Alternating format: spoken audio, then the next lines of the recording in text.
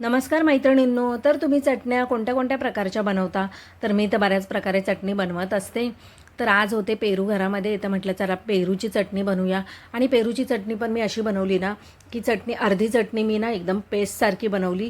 ती मेदूवडे बनवलेले संध्याकाळी त्याबरोबर खाण्यासाठी, आणि अर्धी चटणी मी थोडीशी जाडसर बनवली, ती चपाती भाकरीबरोबर खाण्यासाठी. तर यासाठी मी काय केलं, एक पेरू आहे तो धुवून स्वच्छ घेतला, त्यानंतर तो कट करून घेतला, त्याच्या बिया आहेत त्या सर्व काढून घेतला, आणि गर आहे ना तोच घेतला फक्त.